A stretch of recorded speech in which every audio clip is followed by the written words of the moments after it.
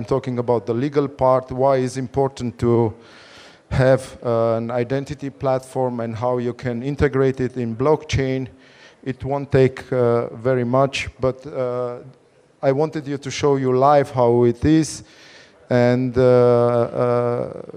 you would have understand much better what you will see here on these slides. So in the European Union, we have some regulation which is for all the transactions and for not only in transaction, funds transactions and other transactions. These regulations are regarding the authentication, regarding the new regulation PSD2. I don't know if you are aware about PSD2 and GDPR. GDPR, for example, is the right to be forgotten. So every client, if he doesn't want that his data is still, let's say, I have an account with my bank and I close my account, I have the right to go there and to say, I want you to delete all my data, and they have to make and prove it to me that all the data are deleted. So this is GDPR. PSD2 is, what is PSD2 saying? Is saying, for example, that by the time you are digitally signing something, you have to see exactly what you are signing on that screen. Meaning, you have to see the amount that you are, when you're doing a payment, the amount that you are paying, to whom you are paying, and why you are paying. So, if not, you can say later, it wasn't me, or whatever. So, these are new regulations. And our platform, which is using also biometric authentication, integrates everything in it. So why biometric authentication? I will spend only a few words about it. So there are, accordingly to the PSD2, there are 3 methods to authenticate. So, and we always have to use 2 of these 3 methods. These 3 methods are something that only the user knows, which can be a password. So if I have a password, I suppose that I'm the only person who knows this password.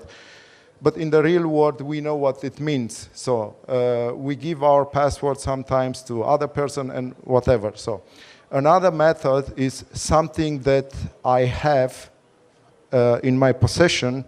This can be a token, can be a chip, which is in a SIM card, for example, in a mobile phone, or whatever. So a chip. And a third method is something that the user is like, or has like physically, like a fingerprint, like a biometric. So, and all the times we have to use 2 of these 3 methods for, accordingly to PSD2, for a transaction higher than 150 euro.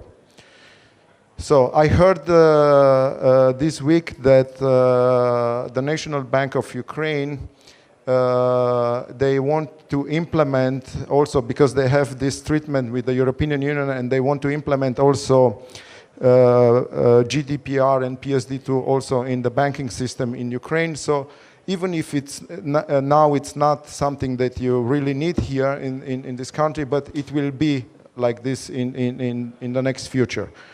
So, like I said before, okay, what is required? Okay, a transaction must be secure. This, everybody knows that a transaction must be secure.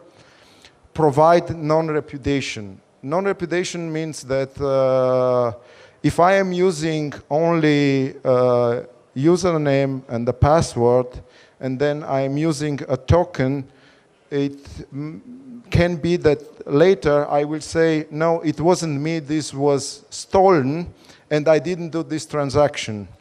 And this is not a theoretical case. For example, in 2012, only in London, the fraud was higher than 100 million euro for people who said, I didn't do this transaction. So this is why the banks are preferring now to add a third method, which is a biometric method for transaction. Like I said, it's required to be PSD2 compliant and GDPR. Our solution, okay, biometrics. How can I use biometrics? I will walk you through very fast because the time now, they said me, okay, we lost a lot of time trying to get this fixed. BOPS use case, you will see what BOPS is in immediately. And then I will show you how our solution works with the blockchain. I won't talk very much about blockchain because we have a lot of specialized people here, and all these talks are about blockchain. We know what a good chain is, and we know when a chain is corrupt. But a chain has to be tamper evident. Okay, then it's a good chain. So, like I said before, London 2011. I'm sorry, I said 2012. 100 million trade loss. Denied by trader, they claimed somebody stole my password. So, and the banks, they were unable to prove otherwise. So, I summarized here a little bit what's required from the European Union for GDPR and PSD2. I just mentioned it before, so I will skip this. Very important is that what you see is what you sign. So all the details for every transaction has to be displayed by the time you are signing the transaction. Okay, there are two big platforms who are offering biometric solution. One is Fast Identity Online, FIDO. FIDO is using a USB key, for example, or is using a mobile phone. For the biometric authentication, is sponsored by FIDO Alliance, and in 2007 they released FIDO 2.0 with V3C web authentication. Biometric Open Protocol standard is an IEEE standard, and since 2016 has also implemented the version 2, all this GDPR and PSD2 is compliant since last year, the second version. Now, how BOPS is working and what's the workflow, it's very easy. Unfortunately, I cannot show you live. I would have showed you live how this is working. So, but in the moment that you are authenticate, you can see you can unlock with the biometric. So you are pleased to authenticate. You just placed your fingers behind. You authenticate. In that moment, the authentication was successful, and you signed the transaction. Okay. In that platform, in our product, let's say, in our platform, all these messages that the user will see by the time he's signing are can be customized so that he understands explicitly what he's signing. And this can be used, the technology, not only for transfer funds or whatever, even to sign documents, to make trades, stock exchange, or whatever, to log in as a primary factor, as a secondary factor of authentication, or even multi-factor of authentication. But one of the most important things is that every transaction is also logged. And by the time a transaction is logged, we have a history. And each session has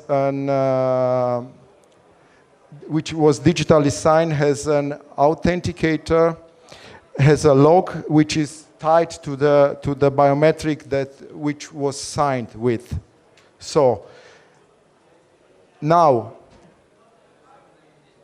where do we store these log files? And this is our solution in connection with blockchain. We can store these log files, we can store them direct in the blockchain, or we can store in the blockchain a pointer who's pointing. I mean, we can store them out of the chain, and in the chain we have a pointer who's pointing to that platform. We already have available adapters for Ethereum, for Hyperledger, and actually we have for any other permissioned MDL connector. So, and our identity platform can be added in everything that you are using today as a standard of technology, in Active Directory for Microsoft, for example, in LDAP, Web ID, Device ID. Any of these platforms can work with our solution and with BOPs, let's say. Okay, is it tamper evident? Of course, because like I said, if we have the blockchain and we see, okay, we have a good hash, we can save our data. Every log file can be saved in the blockchain, and in the moment somebody makes a change, of course we have a wrong hash. It's nothing new what I'm saying here, but like I said before, we can save the logs directly, or we can save a pointer, or even a pointer to the biometric vector that was signing this transaction.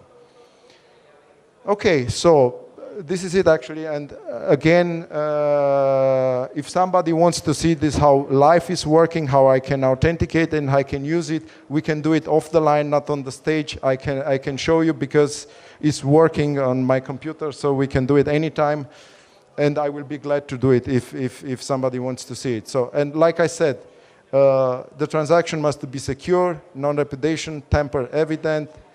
GDPR and PSD2 will come also to Ukraine. And if you are working for companies in the European Union, have to be anyway implemented. BOPS, which is the Biometric Open Protocol standard, and it's an IEEE standard. And that's it, actually. Yes, so I will be glad if somebody wants to see how this is working live anytime. And I can also provide you, if you give me your contact data and whatever, I can provide you more information about BOPS and FIDO, how this is working, and also more technical, how the authentication on BOPS is done. That's it. Thank you very much.